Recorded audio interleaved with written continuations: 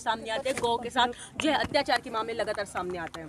आज गोवर्धन पूजा है। सबको, पूरे प्रदेशवासियों को बहुत बहुत बधाई, शुभकामनाएं।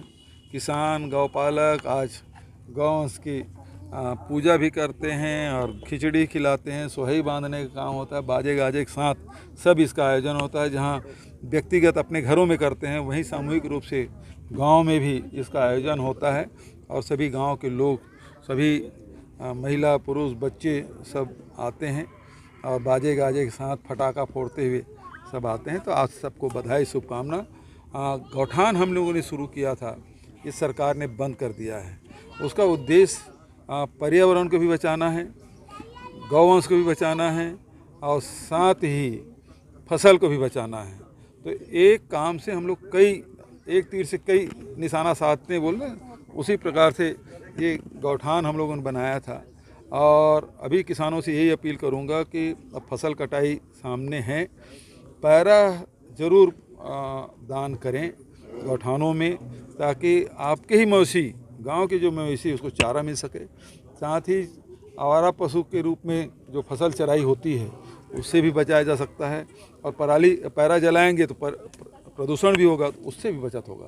तो पर्यावरण की रक्षा के लिए, खेती किसानी की रक्षा के लिए, गौवंश की रक्षा के लिए पैरादान बहुत जरूरी है। तो सबसे अपील मैं यही करता हूँ, पैरादान अवश्य करें। पूरी समाज है, उसमें बहुत सारे आदिवासी भी हैं, कुर्मी समाज के लोग भी हैं, दीगर बहुत सारे समाज के, यादव समाज में भी आप देखेंगे तो उसमें कबीरपंथी होते हैं। तो कोई एक जाति का कबीर पंथ नहीं है, कबीर पंथ में सभी जाति, सभी धर्म के लोग रहते हैं।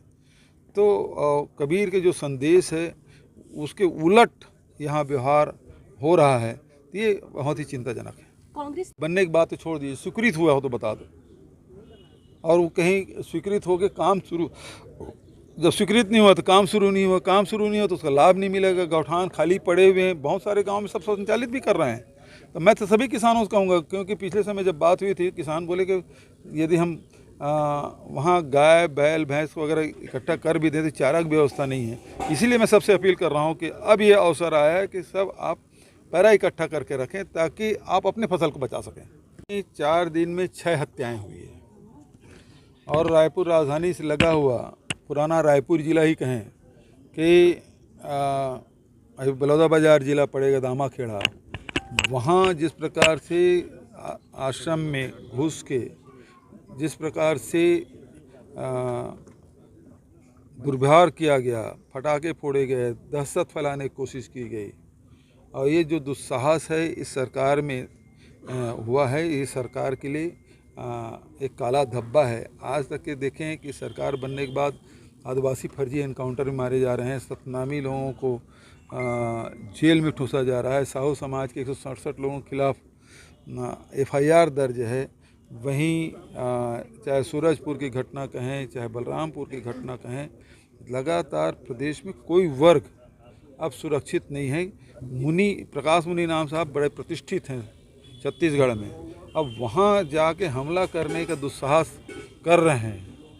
तो ये बताता है कि सरकार नाम की कोई चीज़ नहीं। गिरफ्तारी कर लें ये अलग बात है, लेकिन सवाल इस बात का है कि वहाँ जाने की हिम्मत कैसी हुई इस प्रकार से, जहाँ कबीर की वाणी गूंजती है, कबीर का संदेश जो शांति और भाईचारा का, सत्य के मार्ग में चलने का, वहाँ हिंसा हो रही है।